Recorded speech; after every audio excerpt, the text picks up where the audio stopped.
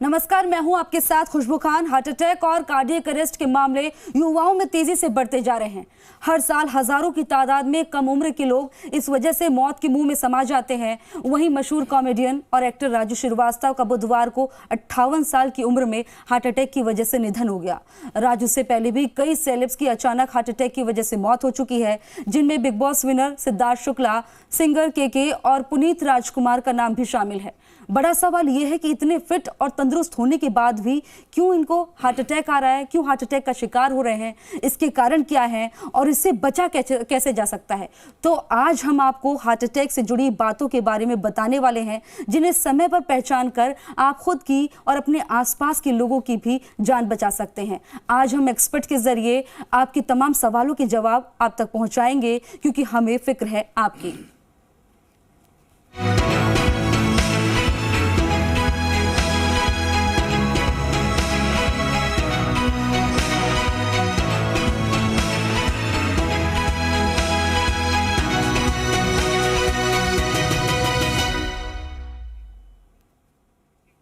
आज हमारे साथ जुड़ रहे हैं डॉक्टर विवेक गुप्ता। सर, आपका बहुत बहुत स्वागत है।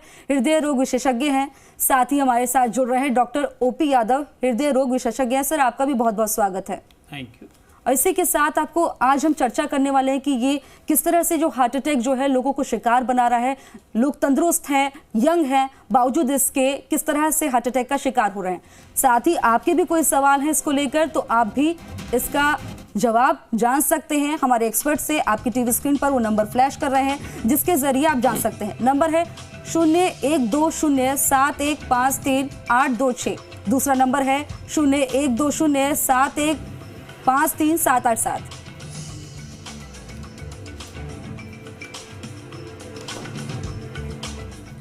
तो कई सारे सवाल हैं आपके भी और मेरे भी कि क्यों जो है आखिरकार ये हार्ट अटैक जो है लोगों को अपना शिकार बना रहा है। यंग हैं, तंदुरुस्त हैं, उसके बावजूद हार्ट अटैक का शिकार हो रहे हैं, मौत हो रही है। ये वाकई में एक दुखद है। अब ऐसे में जो हमारे साथ एक्सपर्ट जुड़े हैं, उनके साथ हम बातचीत करेंगे और जानेंगे। सर, जिस तरह से देखा जा रहा है कि हार्ट अटैक जो है यंगस्टर्स को जो है अपना शिकार बना रहा है, क्या ये इसकी क्या वजह सामने आ रही है?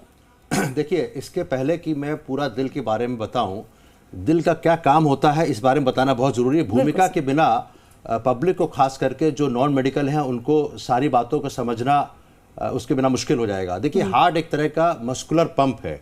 मैं ये मॉडल भी लाया हूँ, जो इसका काम केवल ये होता है कि ये दिल पूरे ब्रेन को और पूरे बॉडी को सप्लाई करता है ब्लड।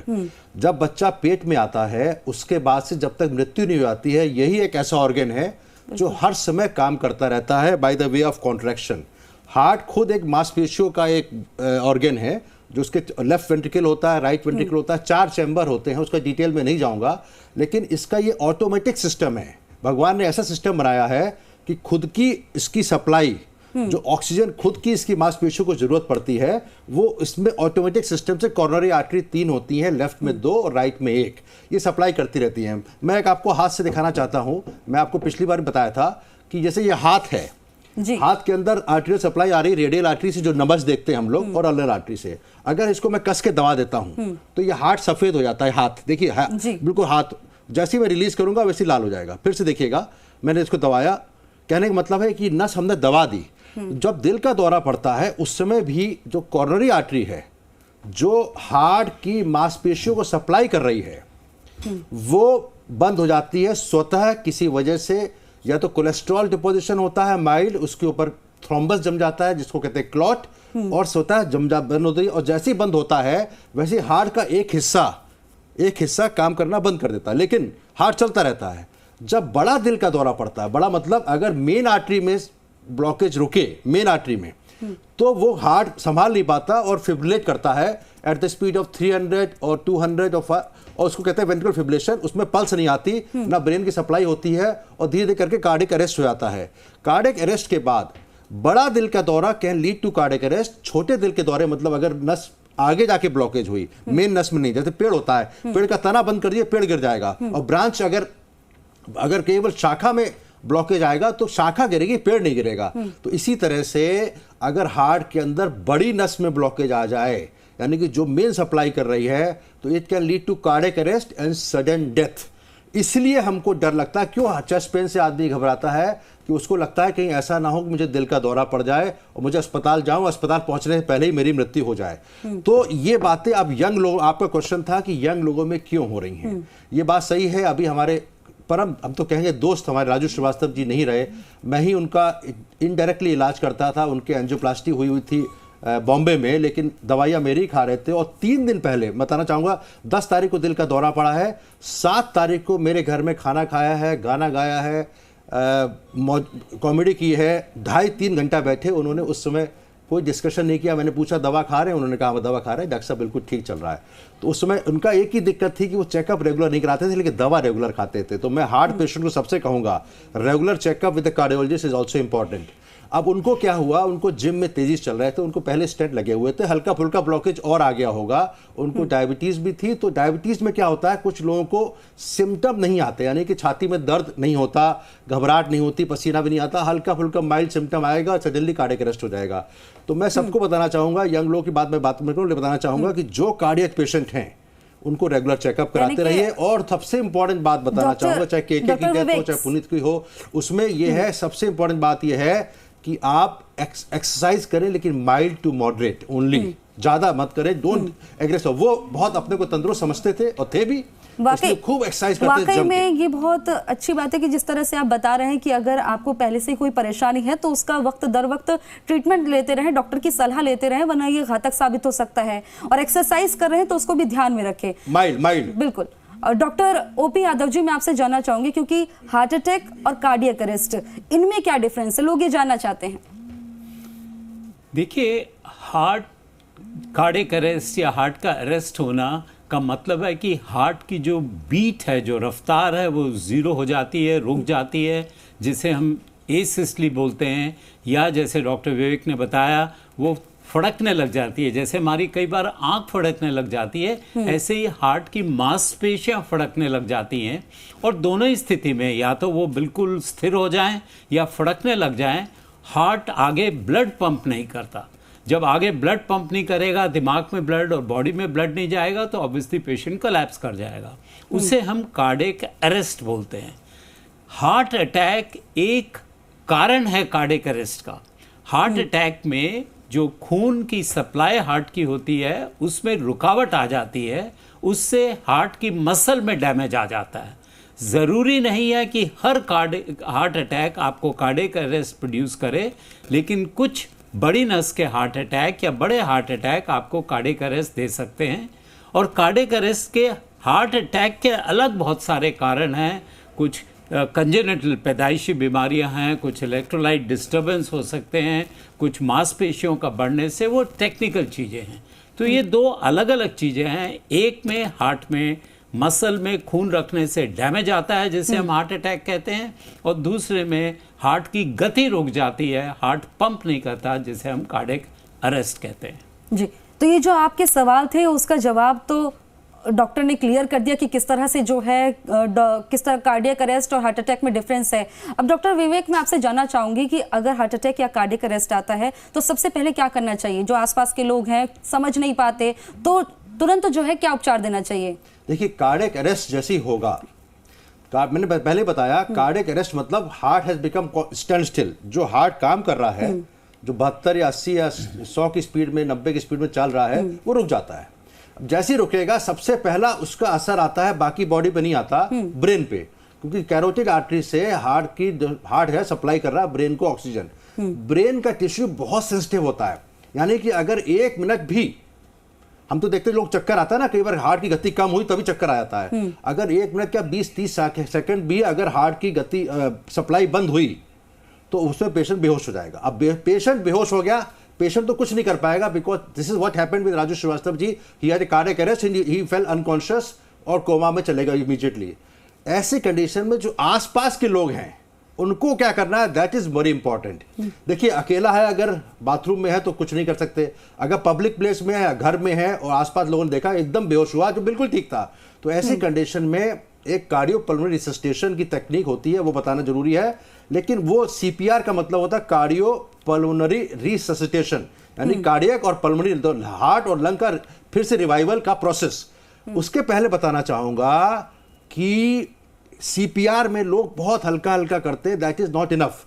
अगर आपने देखा किसी पेशेंट को, किसी आदमी को कहीं पे पब्लिक प्लेस में, सिनेमा हॉल में, मॉल में, कि पेशेंट सडनली बेहोश हुआ, तो मेरी राय ये है, जो किताबों में नहीं भी लिखा है, कि पेशेंट जैसे जमीन पे लिटा के, जहां भी फर्श पर लिटा के, you don't have a DC shock machine, तो DC शॉक की जगह अगर हम कस के उसको छाती पे घूसा मारें, 1 या 2 या 3, इतना जोर से मारें कि वो उसको चाहे हड्डी भी टूट जाए, that will work as a partial DC shock and suddenly patient can also revive back. जैसे VF हुआ, वेंटिकुलर प्रेशर रुक गया जी, अगर आपने शॉक दिया तो। अगर उससे नहीं उठता है तो फिर आपको प्रोसेस चालू करना है CPR का, जिसमें आपको कम से कम 100 की स्पीड में और कस कस के उसकी छाती पे इस तरह करना है, जैसे मैं सिखा रहा हूं। पेशेंट सीधा लेटा हुआ है। अब ये करने से जब तक हार्ट वापस नहीं आता तब तक सप्लाई रिस्टोर होती रहेगी। और उनके भी कई सारे सवाल हैं, वो भी आप लोगों से जानना चाहते हैं कि क्या करना चाहिए। तो कॉलर्स हमारे साथ जुड़ रहे हैं, वो आपसे डायरेक्ट सवाल करेंगे। डॉक्टर OP यादव जी, जवाब दीजिएगा।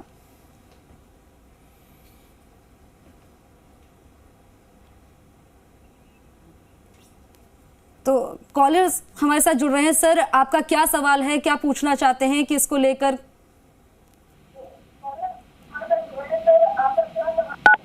तो कॉलर्स हमारे साथ सर जुड़ेंगे, थोड़ा सा तकनीकी इशू आ रहा है, लेकिन कई सारे सवाल हैं। सर, आप बताइए किस तरह से जो है, क्या आपका सवाल मतलब क्या और कदम उठाना चाहिए अगर तुरंत देखते हैं तो?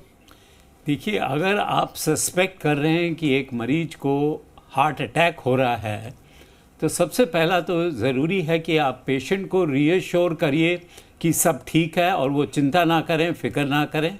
उन्हें लिटा दीजिए और उनके मुंह में कुछ मत डालिए। ये जो हम करते हैं कि पेशेंट की जो थोड़ी भी बेहोशी सी हालत होती है, उसमें मुंह के अंदर कोई दवाई, कोई पानी, कोई कुछ भी डालना, वो फेफड़े में चले जाता है और वो ज़्यादा नुकसान करता है।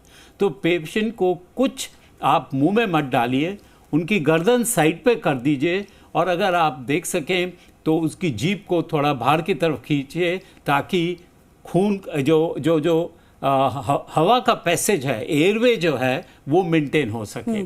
उसके बाद आपको इमीडिएट चेक करना चाहिए उनकी नब्ज़ अगर आप फील कर सकते हैं, और एक अलर्ट साउंड कर देना चाहिए जो आपके आसपास लोग खड़े हैं, ताकि वो फ़ोन कर सकें आप जब मरीज को अटेंड कर रहे हैं। डॉक्टर OP यादव जी, हमारे साथ एक दर्शक जुड़े हैं। सर, आप कौन है और आपका क्या सवाल है? तो दर्शक जो हमारे साथ जुड़ रहे हैं वो अपना नाम बताएं और अपना सवाल पूछे। सर, क्या आपका सवाल है, क्या आप पूछना चाहते हैं डॉक्टर से?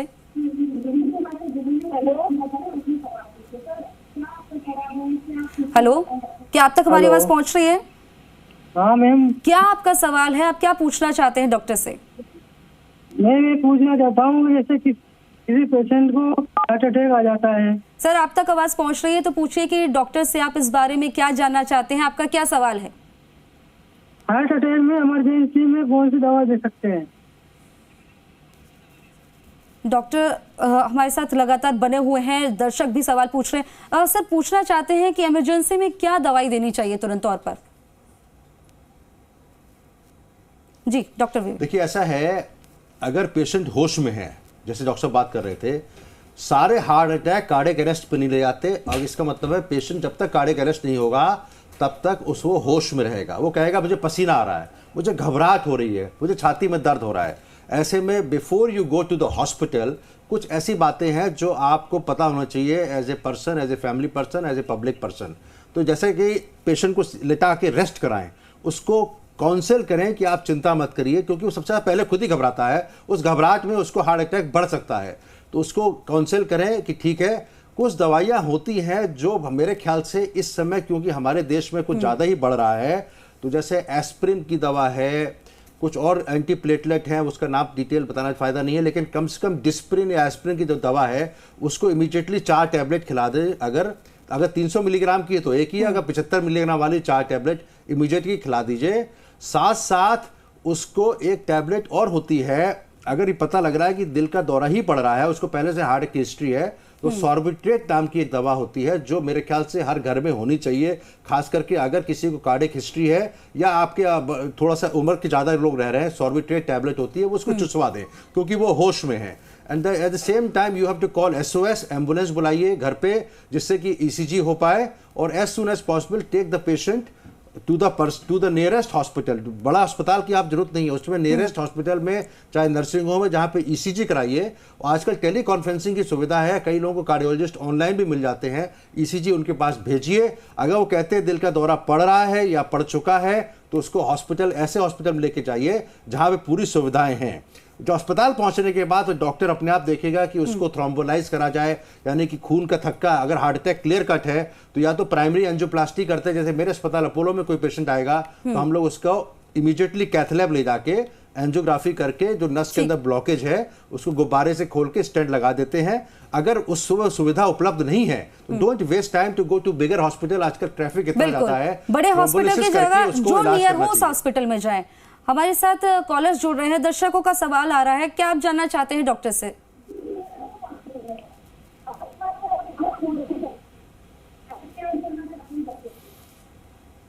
जी doctor OP Yadav ji. Madam कुछ सवाल तो सुनाई नहीं दिया।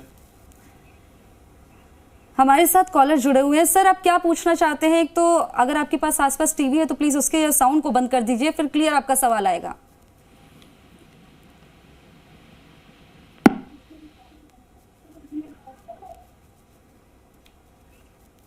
ठीक है, हम दर्शकों से दोबारा से जुड़ने की कोशिश करेंगे। सर जिस तरह से जो है बताया कि प्राथमिक उपचार क्या करना चाहिए, आप क्या कहेंगे और क्या कदम उठाने चाहिए?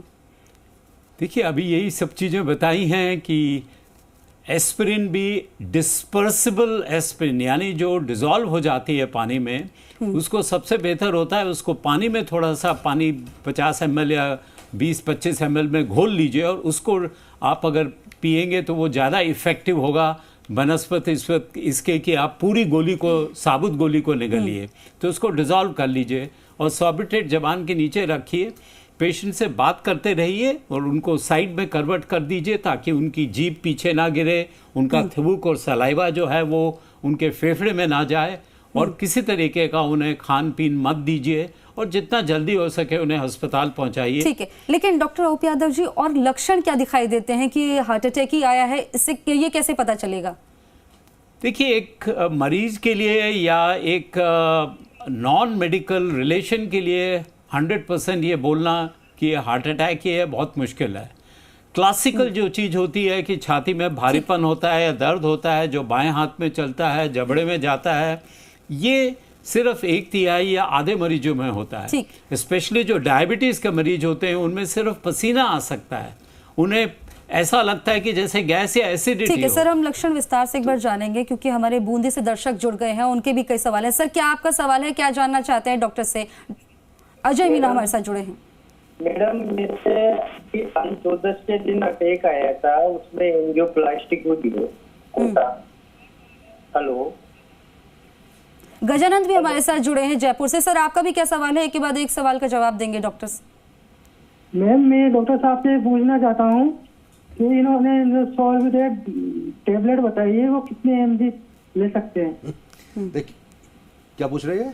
जो टैबलेट्स आप लोगों ने बताई है वो कितने mg लेनी चाहिए, ये क्लियर करना चाहते हैं। आप 5 मिलीग्राम की गोली लीजिए और ये जरूर देखिए कि आपकी जबान और मुंह सूखा ना हो।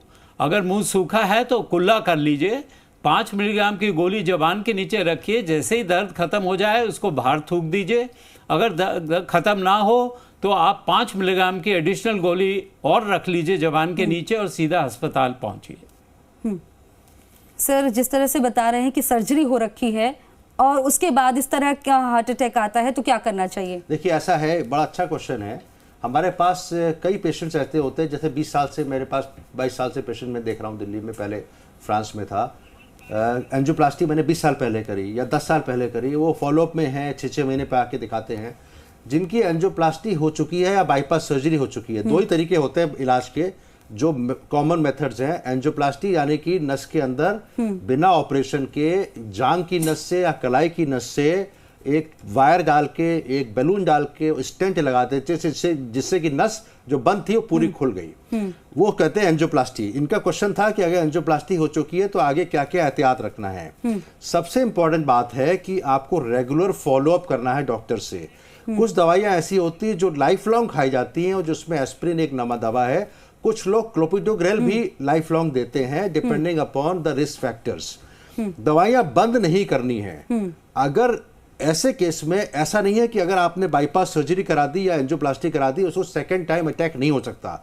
Despite full medication it is possible कि आपको फिर से दूसरी नस में ब्लॉक आ जाए, या बाईपास सर्जरी जो हुई है उसकी 10 साल की लाइफ है अप्रोक्सीमेटली मानते हैं, सेफिनस वेन ग्राफ्ट बंद हो जाते हैं, उनको फिर से अंजाना या दिल का दौरा पड़ सकता है। इसलिए बहुत जरूरी है कि अगर कुछ लोग क्या करते हैं, अवॉइड करते हैं, अगर डॉक्टर ने कहा 5 साल एंजियोप्लास्टी हो गई है फिर से छाती में दर्द हुआ तो फिर से एंजियोग्राफी की सलाह दी जाए तो आप जरूर कराइए। किसी डॉक्टर ने एक यानी कि डॉक्टर की सलाह जो है वक्त मानते रहना चाहिए। हमारे साथ और भी दर्शक जुड़ गए हैं। मनोज हमारे साथ जुड़े हैं, आपका क्या सवाल है? हेलो। हाँ जी, सवाल पूछिए आप अपना। जी सर, सवाल पूछिए आप अपना डॉक्टर से। मैं ये पूछना चाह रहा हूँ मैडम। हेलो। हाँ जी, हाँ जी, आपकी आवाज आ रही है, आप सवाल पूछिए। मैं ये पूछ रहा हूँ कि जैसे ये वंशवाद का जो कहते हैं लोग कि भाई परिवार में एक के बाद एक सब लोगों के ये क्या है, इसका क्या तात्पर्य है?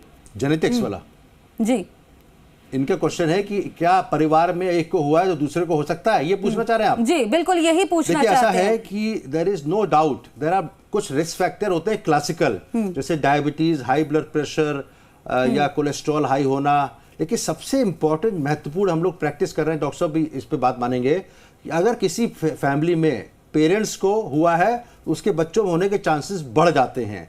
तो इसमें कोई शक नहीं है कि अगर आपके पेरेंट्स में या ग्रैंड मदर में या ग्रैंड फादर में किसी को हार्ट की बीमारी है तो आपको ज़्यादा सजग होना चाहिए, आपको रेगुलर चेकअप कराने चाहिए, जिसमें कि ईसीजी, टीएमटी, इको, कोलेस्ट्रॉल की जांच कराते रहना चाहिए और हर 3 साल पे कराना चाहिए। There is no doubt there is genetic aliens. अगर आपके किसी फादर को यंग एज पे हुआ है तो बच्चे को भी यंग एज में, मैंने अभी एक एग्जाम्पल देना चाहता हूँ, एक पेशेंट के फादर और उसको मैंने 2 बार एंजियोप्लास्टी की, सन 2000 में 42 साल की उम्र पे किया था, उसके बाद फिर स्टेंट लगाया दूसरी बार, उनकी 30 साल की बेटी को हार्ट अटैक आ गया। तो ये देखा जा रहा है कि जेनेटिक भी ये जो है घातक साबित होता है। डॉक्टर ओपी यादव जी, क्योंकि हमारे साथ और भी हमारे साथ दर्शक जुड़ रहे हैं, मणिलाल जी हमारे साथ जुड़े हैं। मणिलाल जी अपना सवाल करिए, क्या है आपका सवाल? हाँ सर, नमस्कार जी। बिल्कुल नमस्कार, सवाल पूछिए आप अपना। सर मैं सर ये पूछ रहा, मेरे रात को ये पैरों में थोड़ा जो अकड़न सी आ जाए, कोई इसका क्या संकेत है सर? देखिए, पैरों में अकड़न का हार्ट से कोई संबंध नहीं है, उसमें आप चेक करा लीजिए, कोई पैर की नस की रुकावट तो नहीं है। और दूसरा, आजकल विटामिन डी की काफ़ी कमी से पैरों में अकड़ाहट हो सकती है, लेकिन डायरेक्ट हार्ट से कोई संबंध नहीं है। आशीष हमारे साथ अलवर से जुड़े हैं। सर आप अपना सवाल करिए।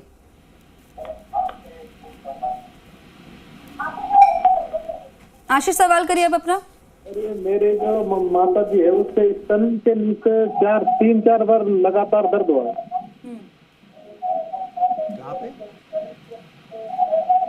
आशीष का सवाल है कि मेरी माता जी हैं, काफी एज है उनकी और उनके स्तन के नीचे ज्यादा दर्द हुआ। चेस्ट में स्तन के नीचे कई बार दर्द हुआ। अगर देखिए, मैं बहुत इंपॉर्टेंट क्वेश्चन है, सारे दर्द हार्ट के नहीं होते। 100 अगर लोगों को चेस्ट पेन हो रहा है अलग अलग तरीके का, तो केवल 25 या 30 को हार्ट का होगा, बाकी नॉन कार्डियक होंगे। दर्द अगर लंबा समय तक चले, यानी कि कम से कम 3 या 4 या 5 मिनट से ज्यादा चले, कम से कम, अगर कोई दर्द हो रहा है, क्षणक आ रहा है कि पेन की तरफ, पिन आया, पिन प्रिक हुआ और चला गया, आया चला गया, आया चला गया, कभी यहां कभी यहां कभी यहां कभी यहां, वो कभी दिल का दर्द नहीं होता, हार्ट का दर्द नहीं होता। फिर भी आप सलाह लीजिएगा। अगर लंबे समय तक चले और बड़े हिस्से में चले, यानी कम से कम 1 फिस्ट, यानी कि एक मुट्ठी के बराबर हिस्सा होगा, वहां दर्द हो रहा होगा, डीप पेन, डीप मतलब जैसे लग रहा है अंदर से दर्द आ रहा है, कोई कचोट रहा है, कोई किसी ने रस्सी बांध दी हमारी तरफ, इस तरह का जब दर्द है वो हार्ट का है। बाकी छोटे छोटे दर्द, पिन प्रिक हुआ, सांस लेने से अगर दर्द बढ़ रहा है वो हार्ट का नहीं है। सांस लेने से अगर दर्द बढ़ रहा है वो हार्ट का नहीं है। तो ये, लेकिन फिर भी आपके छोटा क्वेश्चन है, बिना पेशेंट को देखे difficult to answer this question, लेकिन आप दिखा लीजिए। लेकिन मुझे लगता है कि अगर क्षणिक रूप में दर्द आ रहे हैं, जा रहे हैं, वो हार्ट के नहीं है। ठीक, डॉक्टर विवेक गुप्ता जी और डॉक्टर ओपी यादव जी, आप हमारे साथ जुड़े, तमाम जानकारी दी, आपका बहुत बहुत शुक्रिया। तो हम ये उम्मीद करते हैं कि जो आपके तमाम सवाल थे, आप लोगों के सवाल के जवाब मिले हैं और जिस तरह से बताया है डॉक्टर्स ने कि क्या सलाह करनी चाहिए, तुरंत डॉक्टर्स के पास जाना चाहिए, जो आसपास हॉस्पिटल हो उसी में जाएं, बड़े हॉस्पिटल का रुख करने की बजाय जो आसपास हो हॉस्पिटल उसमें जाएं। इसी के साथ अगर लक्षण दिख रहे हैं कैसे पंप करना चाहिए, तमाम सवालों के डॉक्टर्स ने जवाब दिए। सर आप लोगों का बहुत बहुत शुक्रिया। Thank you.